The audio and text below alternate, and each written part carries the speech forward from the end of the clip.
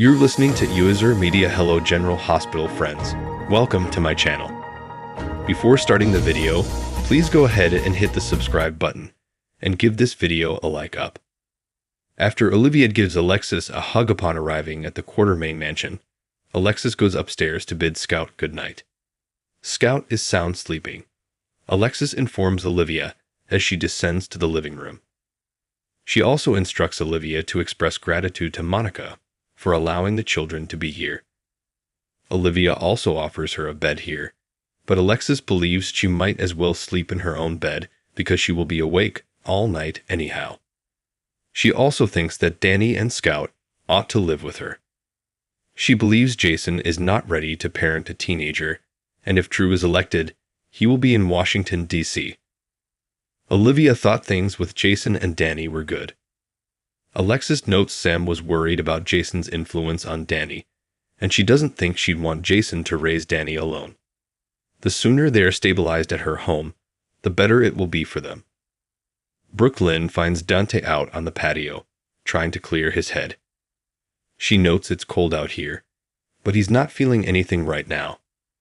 They head into the kitchen, and Brooklyn encourages him to speak about his feelings. Dante doesn't know how to take care of his family without Sam. She says he and the kids can stay here as long as they want, but he says it doesn't feel like a family without Sam. Chase arrives and tells Dante to let him know if he needs anything. Chase apologizes to Brooklyn for missing dinner. Brooklyn takes him to make a plate. They soon return, and Chase brings up how happy Rocco was at the surf lodge about the engagement. Brooklyn had no idea Dante and Sam were engaged, and they embrace. Dante rushes off to check on Rocco. Brooklyn tells Chase she's sorry his homecoming has been so sad. They discuss how lucky they are and kiss. They sit down, and she asks him to tell her about his trip.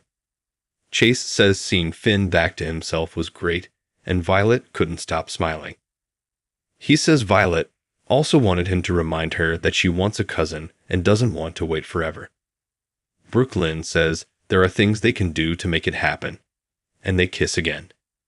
He says they should probably take this upstairs, but Brooklyn says they can do more than going the old-fashioned route. They can monitor her cycles, take her temperature, and more. He suggests they try the old-fashioned way tonight and start her way tomorrow. Brooklyn apologizes to Chase for his depressing homecoming. They kiss and talk about how fortunate they are. She asks him to tell her about his vacation when they sit down. Chase claims that it was wonderful to see Finn again, and that Violet couldn't stop grinning. He claims that Violet also asked him to remind her that she doesn't want to wait forever and that she wants a cousin. They share another kiss after Brooklyn suggests there are things they can do to make it happen. He suggests that they definitely move this upstairs, but Brooklyn believes there are other options besides taking the conventional path. They are able to take her temperature, track her periods, and more. Tonight, he proposes that they take the traditional route, and in the living room, Alexis asks Olivia if Dante has decided where to live with Rocco. Olivia says he hasn't, and he and Rocco loved Sam so much. Alexis says Sam loved them too. Alexis calls Sam her wild child, the one she never thought would settle down and be the anchor for a family. Olivia can't believe she's gone. Alexis shares Sam's ring with Olivia, who saw it before when Dante bought it. Olivia says she can at least be happy knowing Dante got to propose to the woman he loved, and she said yes. Olivia doesn't mean this to come out the wrong way, but she's glad Alexis was with Sam at the end.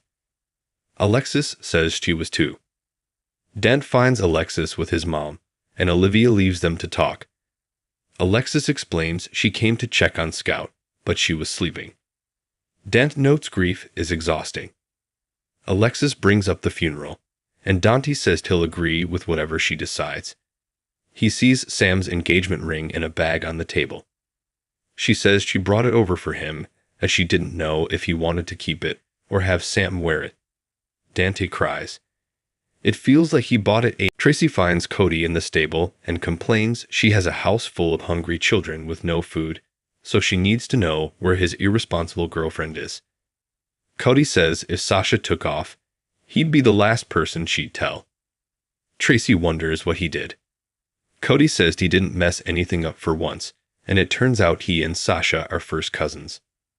After chuckling, Tracy queries how. Tracy asks who Sasha's mother is after Cody says that she recently found out Robert is her father. Tracy describes Cody's revelation that it's Holly as unsettling but not shocking. Even though this is distressing, Tracy claims that he avoided a gunshot. Even if they weren't cousins, their relationship was doomed because, according to Tracy, the parent you despise is usually the one you copy. Cody won't let her make out Sasha to be the bad guy, as he's been conning people his whole life. Tracy says he's not that person anymore, but he notes, "You wouldn't say that if you knew what I did the other day."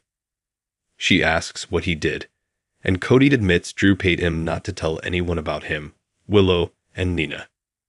Tracy laughs and says the whole family knows what he did and has made sure the bar incident doesn't get out.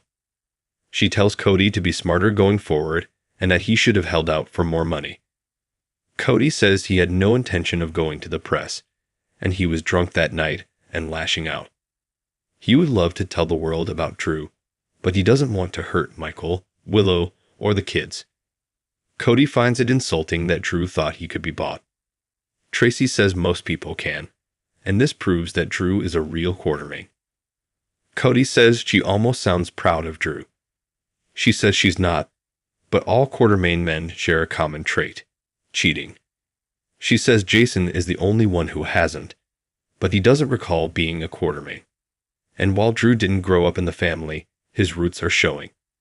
Tracy offers to help him learn how to invest the money he acquired from Drew, but also she wants him to keep his eyes on Drew for her. He says, "Anything that involves bringing down Drew, count me in." In Brennan's WSB office, Holly and Robert worry about Sasha, but Robert tries to comfort Holly by saying Jason and Brennan won't let Sidwell get out of this alive. Holly wants to get some air, but he asks her to stay so they can comfort one another. Holly thinks she's nothing but a problem to him, and she should have taken the diamonds to Sidwell as he requested. Robert says they know that was a trap, and they must trust Brennan and Jason to bring Sasha back. At a warehouse, Brennan is on standby outside nearby as Jason meets with Sidwell. Sidwell says Holly was supposed to bring the diamonds, and clearly, Sasha was right. Holly doesn't care about her. He can't wait to see the look on Holly's face when she learns her daughter is dead. Sasha remains locked in an office and finds a ventilation grate that she works to pry open. In the warehouse, Jason says he has the diamonds, and Sidwell demands to see them. Jason gives him one and says he gets to see the rest when he sees Sasha. Sidwell says she's close by but doesn't have much time, so he demands the rest of the diamonds.